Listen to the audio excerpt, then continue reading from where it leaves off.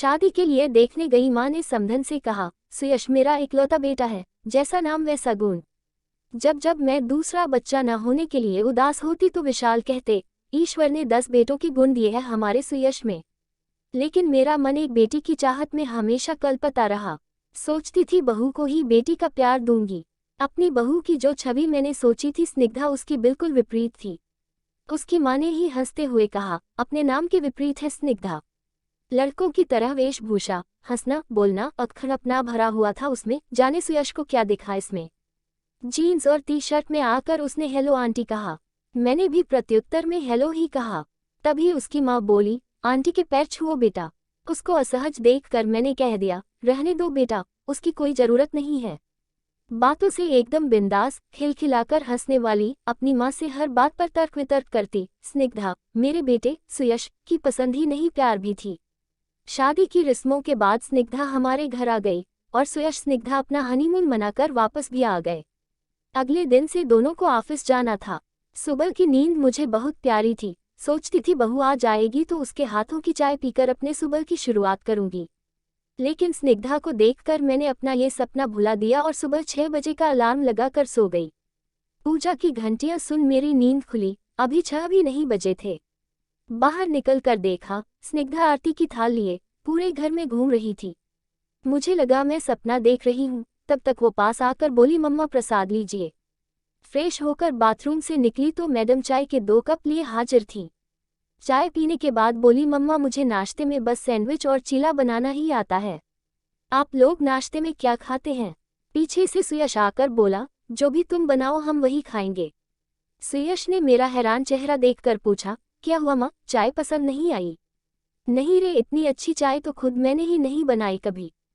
फिर मैंने स्निग्धा से कहा, तुम्हें ऑफिस जाना है बेटा, तैयार हो जाओ। अभी मेड आ रही होगी, मैं उसके साथ मिलकर नाश्ता बना लूंगी। अरे नहीं मम्मा, नाश्ता तो मैं ही बनाऊंगी, फिर तो मैं पूरा दिन ऑफिस में रहूंगी तो घर पर सब आपको ही देखना पड़ेगा। स्निग्धा कभी कोई मौका नहीं देती थी कमी निकालने का। साड़ी बहुत कम पहनती है, वो हर रोज हमारे पैर भी नहीं छूती। उसकी आवाज भी धीमी नहीं है, उसे घर के काम भी नहीं आते। रोटी तो भारत के नक्शे जैसी बनाती है और जब गुस्साती है तो उफ पूछिए ही मत। वो एक आदर्श बहू की छवि से बिल्कुल जुदा है, लेकिन ये कमी दूर हो सकती है। खुशियों को भी कभी कभी नजर लग जाती है। सब कुछ बहुत अच्छा चल रहा था कि विशाल को हार्ट अटैक आ गया। मैं उन्हें आईसीयू के बाहर से देख घंटों रोती रहती। उस समय मेरी स्निग्धा ने मुझे सास से बेटी बना दिया।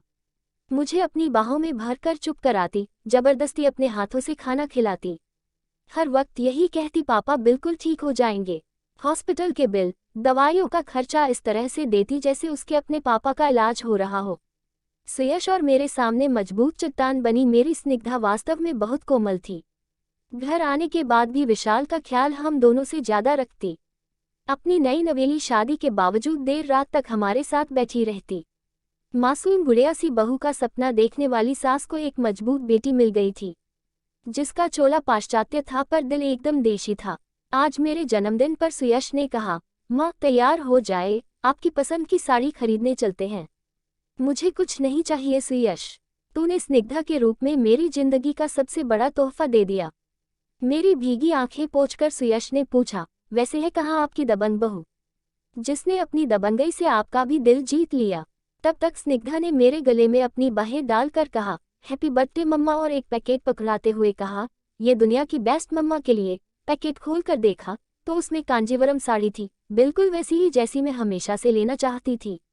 मेरे आश्चर्यचकित चेहरे को देखकर बोली, वो जब आप रेखा की तस्वीर गूगल पर सर्च करके घंटों देखती थी तभी मुझे समझ आ गया कि आप उनकी तस्वीरों में देखती क्या हैं।